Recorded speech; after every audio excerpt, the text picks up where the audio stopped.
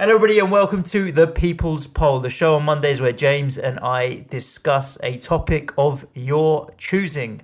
In this week's episode, however, it's a team of your choosing. How are we, James? I'm alright, mate. Yourself? Yeah, not too bad. Recovering a little bit. I got a bit under the weather this weekend. Stupid weather yesterday at West Ham. Nosebleed being so high on the table. Rained overnight, so when I left the house it was getting nice and sunny. I thought actually it will clear up. Got to the ground, it was pissing down with rain, and so it got wet and then dried up. It was just a wet day, basically. Maybe a bit under the weather, but I'm not bothered because we won. We won, as expected. Hindsight's such a beautiful thing. We put 4 teams out for people to discuss. Gooners, Everton, Manchester United, and Wolverhampton Wanderers. We was going to bash one of the 4, and the people have decided they'd like to bash Manchester United the most. Just having said that, that's not the poll in front of you. That's the later poll, isn't it? It is, yeah. Yeah, so Manchester United, but just Arsenal and Everton were very close behind. It just shows that Arsenal don't win every single Twitter poll. No, that's true. So people want us to talk about Manchester United and what is going on at Manchester United. Where should we start? Oh my God, I don't know. I feel like this could be 3-4 hours, this podcast, but it can't be. I mean, went to the game on Sunday, and when the teams were announced, a lot of West Ham fans have been saying we knew we had them and we knew we could win. But it's easy to say that in hindsight, right? But when I saw that midfield, Herrera, Matic, McTominay... Herrera? Sorry, wasn't it Pereira? I mean, they're missing Herrera. Pereira, Matic, James, McTominay. And I was just thinking, like, imagine those guys going up against Giggs, Scholes, Beckham and Keane. Those other 4 would fucking tear them a new one. No strength and depth whatsoever. And there was a moment, I can't remember what it was, 84, 85 minutes, Angel Gomez comes on, right? And the entire crowd were singing, who are you, who are you? I actually think 60% of the crowd didn't know who the fuck he genuinely was. Like, when does that happen for Manchester United? That a guy's coming off the bench and people are like, who is this guy? The irony was that his first touch, he passed it straight off the pitch as well, which is funny. But I think it's a real problem. Well, if you look at the United team that started yesterday, and yes, there were a couple of absentees, as there were for West Ham as well. I mean, in my opinion, your best player wasn't playing, Lanzini. Mm-hmm. Although Fornals did well, we'll talk about West Ham tomorrow. Yeah. If you look at that United team that started, I would say that at the moment, there are only 2 that would definitely get in the West Ham team. Now, that is low. Because that's what we're at comparing now. Yeah, we're not comparing United with City or Liverpool. We're not comparing anyone with City and Liverpool these days, to be fair. But yeah, you're right. Like, it was a topic conversation on TalkSport as I was driving in this morning. They had Harry Redknapp on. Like, will Manchester United finish higher than West Ham in the league? And you wouldn't put money on it right now. 1 to 11 at full strength, you might be better than them. Which 2 players come to mind? Wan-Bissaka and Maguire. Maguire I'd take over Bonner, you're right. Yeah. And Wan-Bissaka over Frederick. It's not an argument. No. Now, the rest, there are others. I mean, listen, De Gea generally is a better goalkeeper than Flapianski, but on form right now, no, I think Flappy's a very solid goalkeeper now. McTominay is playing well for them. I don't think you put him in there over Rice, certainly. You might put him in there over Noble, is an argument. And you could argue, I think, Rashford and Allaire. You could make a case for Daniel James against Felipe Anderson, but that's all they are. They're cases. Really. I mean, there are. I looked front to back. You can compare them against other teams. You can compare them against teams of the past. De Gea, Wan-Bissaka, Maguire, McTominay, and Rashford are the only players that I think are what you'd call Manchester United standard.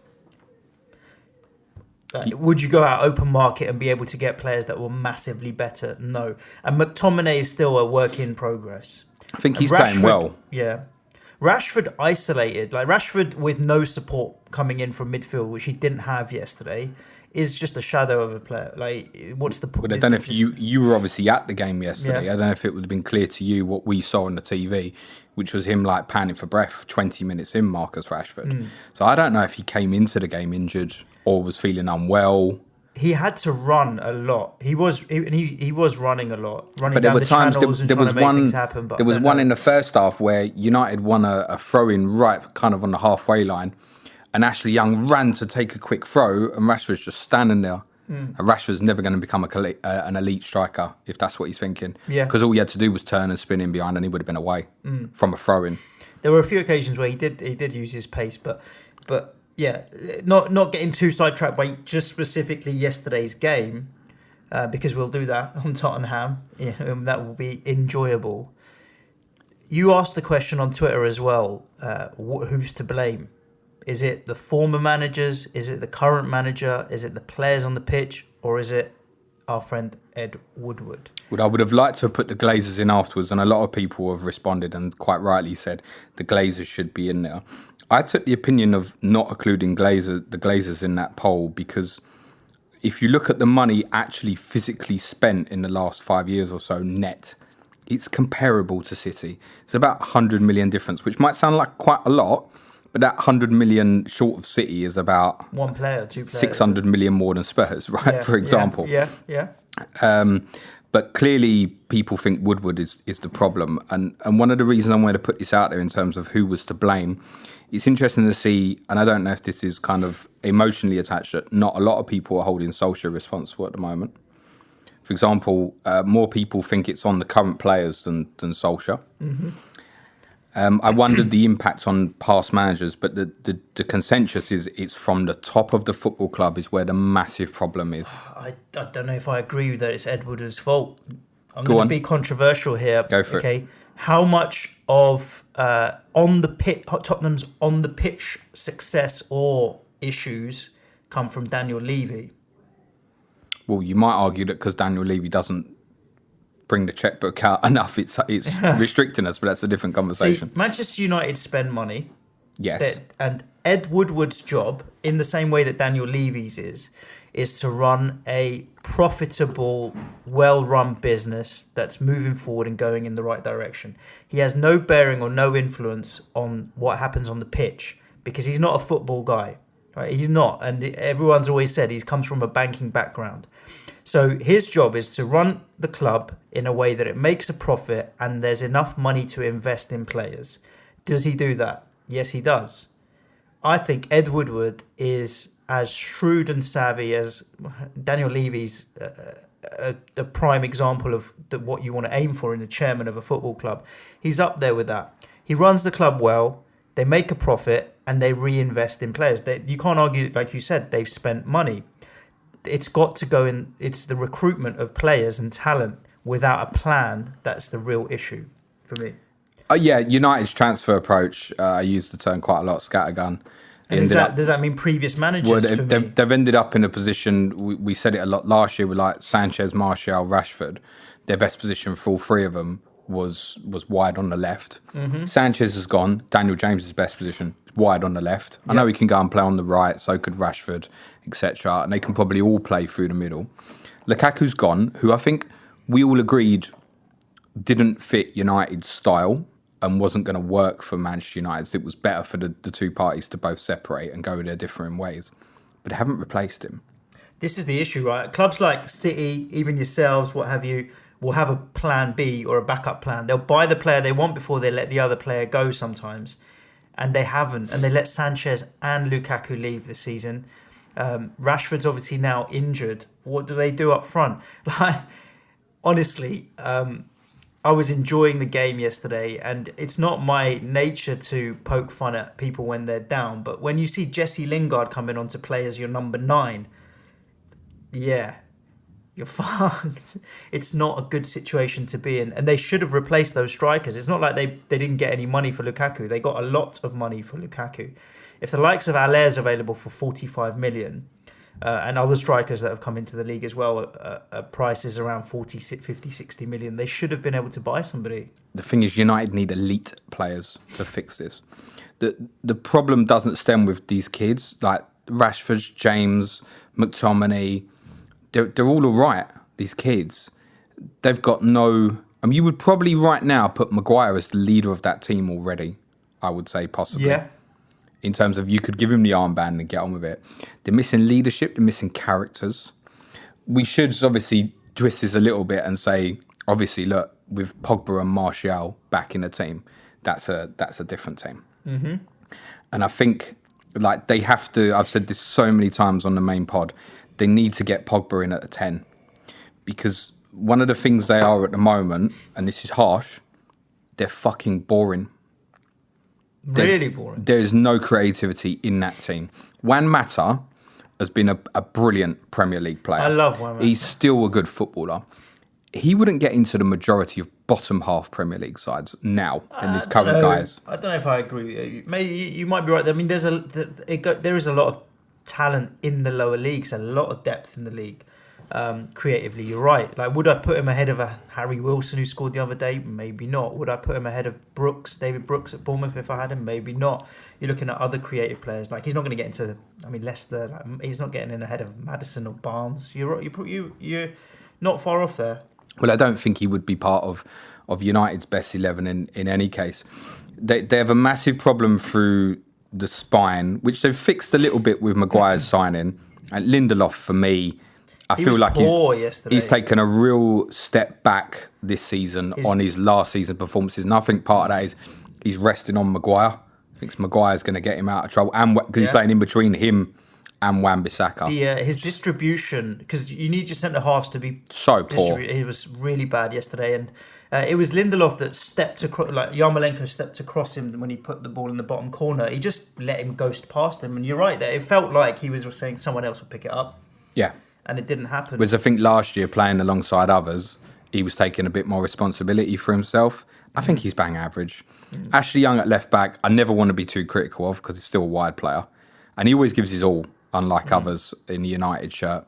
They need mass spending through the centre of that team, I think. But they can, in the short term, they can, in my opinion, fix it by when Pogba's fit, putting him back at 10.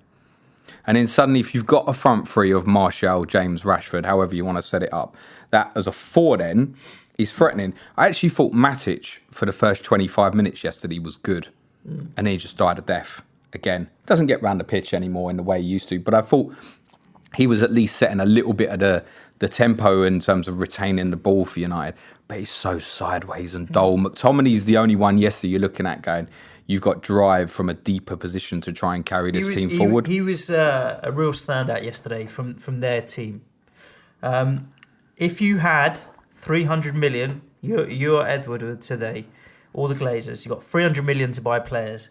Would you trust Solskjaer to pick the right players? I'm not sure if Solskjaer's getting the choice. I think that's part of the point here. Of the players. If we think back to Mourinho and all that moaning 2 summers ago when we think he wanted Alderweireld and a couple of others and they wouldn't back him.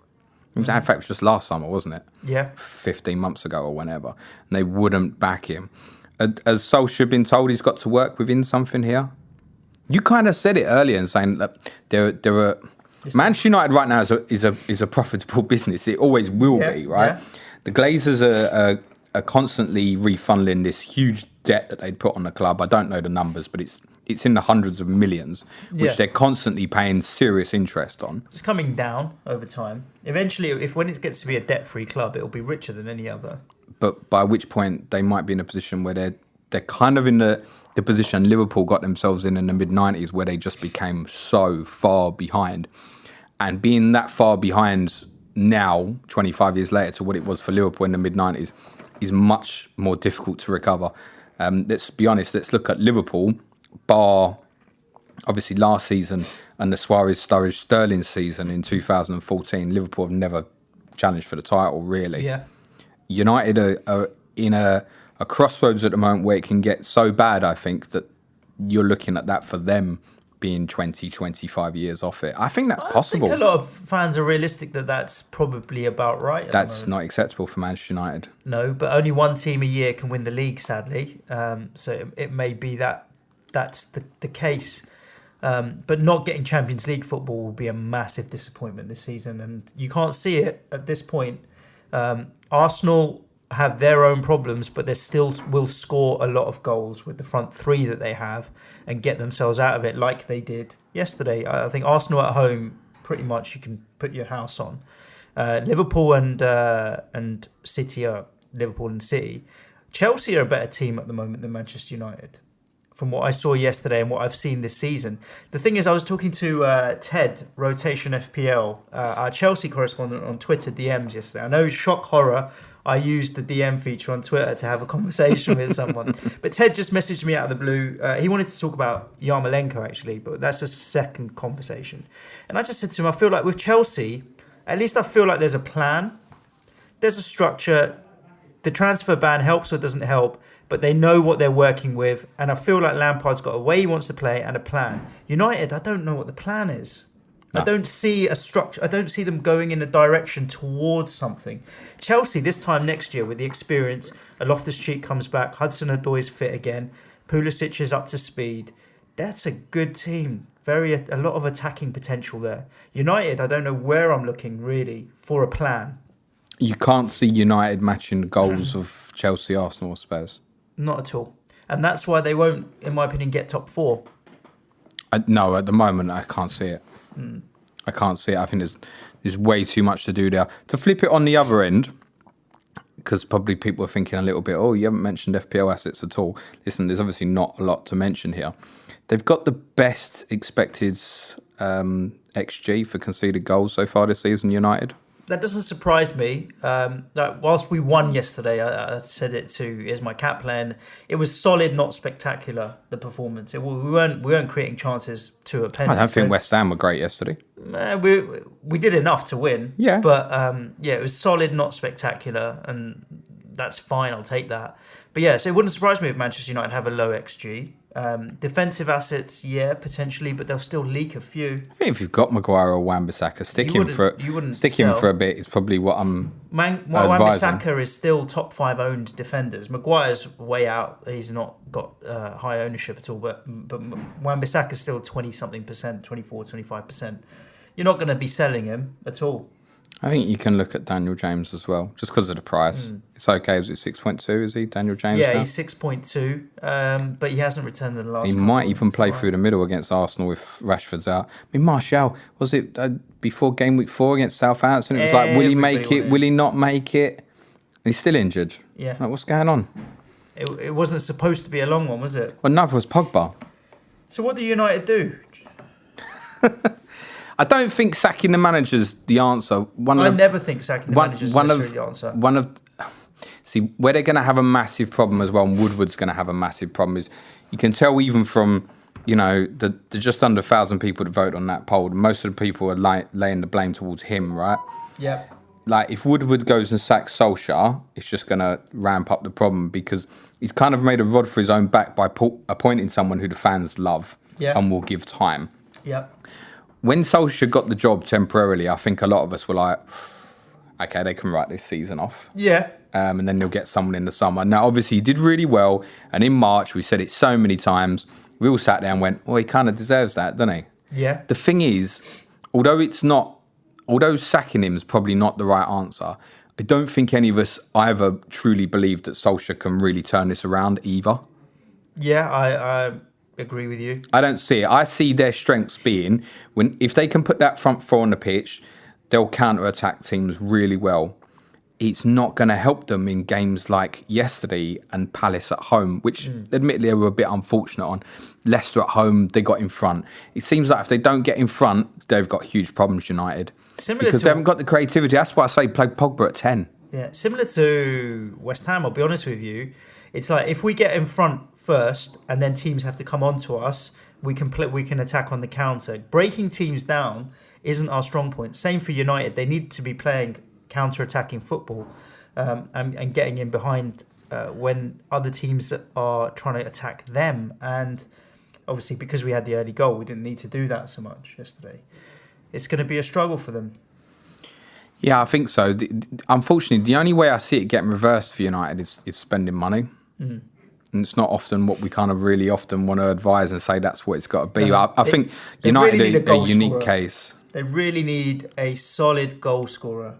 Who was the lad that Juventus that they nearly picked up in the summer? Oh, Dybala. Yeah, Dybala or something along those lines. Him up front, Pogba can sit in a number 10, a real either McTominay or getting in another holding midfielder. I think defensively replacing Lindelof. And then you start thinking, okay, we've got something here. The signings they've actually made this summer, Maguire, Wan-Bissaka and James, are good signings. Sure. They've gone and brought young British players who, even if it doesn't work out, they'll have the sell-on value through. But I think we could see the three of them playing for United for the next 5 to 10 years, potentially on individual cases. But they need some superstar signings now. Yeah, they really do. And they've got the money to do it. So as well, Pogba's not going to stay there long term. No. I just don't see it. No. There's too many reasons why he might leave. Martial up front ahead of Rashford early season, I found a bit strange. The whole idea, it's kind of proven back yesterday, Rashford didn't do a lot, was Lukaku goes, Rashford becomes the main man, and suddenly you've got Rashford back on the left and Martial through the middle. And I think the reason he went that way is because Martial just doesn't work off the ball. Yeah. So you've got a big problem if you're playing against a team that's got a very good right back. I think he's trying to get the best out of some of his parts, Solskjaer, but he looked a bit forlorn yesterday. It looked like he's struggling, he's angry and he's disappointed. Pogba, Martial, Shaw was basically all that was missing yesterday. Look how threadbare that squad was. Look at your bench compared to theirs. Yeah, we looked at the benches when they came up on screen. We were like, their bench is rubbish compared to our bench. So, nothing, no options. Where do we think United will finish in the league? Oh, I knew you were going to ask this. I was going to ask you, what's a good season for Manchester United? My question is better than your question. A good season for Manchester United right now is 4th. Not 6th. The thing is, neither Tottenham, Arsenal or Chelsea at the moment, or Leicester, are good enough to be in a position to forget about United. If United get their main men back and can go back to like that front four, like I said, they'll be a threat. I mean, the two games that they've won this season was a 4-0 against Chelsea.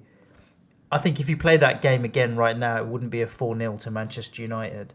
Or even with a full-strength Manchester United. It was a freak result on the day anyway. And they beat Leicester at home 1-0 as well, which Leicester are going good guns. I mean, you saw on Saturday yourself with your own eyes, right?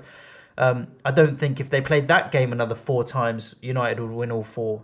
Maybe through 2. But then they've got a game on Monday which will suit them. Yeah. Well, the Gooners. I'm looking forward to that game. Really looking forward to that game. I might captain Aubameyang in that game. That shows in itself how much things have changed. You'd consider captaining a player at Old Trafford. Just put it out there. But if I didn't have any other captaincy options, I wouldn't be upset about captaining Aubameyang. I'm a little upset with him this week. Aubameyang? Yeah, he should have fucking taken the penalty. And he shouldn't have got himself booked in the last minute, and that would have been a good 20-something point haul rather than a 10-point haul. That's a different podcast. I think to close, United's problems have stemmed from, obviously, Sir Alex Ferguson leaving, and I think knowing when he left that he was leaving something behind, not necessarily intentionally, but he was leaving something where he knew City had a very bad 2013, and probably United, with an aging Van Persie and Rooney, probably couldn't replicate that again. And didn't. They obviously had a shocker. David Moyes seemed like the right fit at the time to go and replace him. It didn't work out. They then appointed another manager in Van Gaal who was negative. Mm-hmm. They then appointed another manager in Mourinho who was negative. Double negative. Now, I don't think Solskjaer particularly wants to play negative football. I think he wants to play a high-energy, counter-attacking product, similar to the United teams that he played in the late 90s and early noughties. He just does not have the personnel right now to play it unless everybody's fit. And their biggest problem of all is creativity. Mm. Roy Keane said on Sky after the game that he thinks that Solskjaer is fuming. It's hard to ever imagine Solskjaer fuming because it's just his demeanour. And he won't ever... I don't think he's that manager that will come out in the press and just be like, fuck this shit, it's bad. He'll always come out and defend and put a positive spin on things. But Roy Keane played with him for a long time. And I'd like to think that he would be able to judge Solskjaer's mood. Fuming is a very... interesting choice of language. I think we have preconceptions of Solskjaer because of the baby-faced assassin tag. Yeah. That all his United playing days were under Ferguson, right? So he knows what the hairdryer treatment's like. Oh, yeah. I just don't see managers on an overall giving that to players in the way that was done 20 years ago. It doesn't happen. You got to mollycoddle these fuckers, mate. Yeah. Because they're so emotionally unstable, so many of them. They need to be loved. Like Martial, we always say it all the time. He looks like a player that needs a good night out. Yeah, indeed. Guys, we'd love your thoughts on what you think about the state of Manchester United. If you are listening to the audio, then tweet us at Planet FPL Pod for James, at Sojan Shah for me. And if you're watching on YouTube, which I hope more and more people are, then you can leave the comments below in the YouTube video. We'll try and get back to as many as we can. But we'd love to know what your thoughts are on the current state of Manchester United and what is a good season for Manchester United now. For me, 6. If they finish 6th, they should be happy. It's just not acceptable. It's not, but I mean, I could see them finishing as low as 8th, depending on how things worked out. So I think they're capable of finishing lower than that. I don't think it will, because I think like others like Wolves and Everton have just not stepped up where you might hope they might have this year. But Leicester, and at the moment, your team are in there. Yeah. To make a statement. Bournemouth won't maintain consistency, and that'll be the big trick for West Ham. Leicester are right in it. Busy week for you, listeners and watchers this week. We have Tot and Ham coming at you tomorrow. That's James and I's weekly look at West Ham and Tottenham. We also have our full-length podcast where we're going through our game week 6. It was not a bad game week. It's good. I feel like coming out of that game week with no attacking City talent and still being 15 points above average and getting a green arrow, I'll take it. We also have FPL_Blade and FPL_Loco Lord. That's Sheffield United and Liverpool coming on the show. Ahead of their clash this weekend. Tomo's going to be really bullish, as he always is, because they've come on. He's already tweeted how excited he is about this clash of the correspondents, so that's going to be one not to miss. Sky FF, how many in Sky this week, James? 95 or 8, I think I got. Oh, nice. I got up to 81 this week, so slowly progressing a little bit. I saw some of the big hitters, they were in like 120s and stuff. Yeah, 110s, 120. Dan Cox was 111, I think he said. Without a captain on Friday night, I'll take my 81. I'm just moving along. And then Friday, the final plan before game week 7. A couple more game weeks until the international break. Where's your wild card? Staying in your pocket? Yep. Same as mine. So do stay tuned for all of that content. Like, share, subscribe, blah, blah, blah, blah, blah. Cue music, man, child. Ciao for now.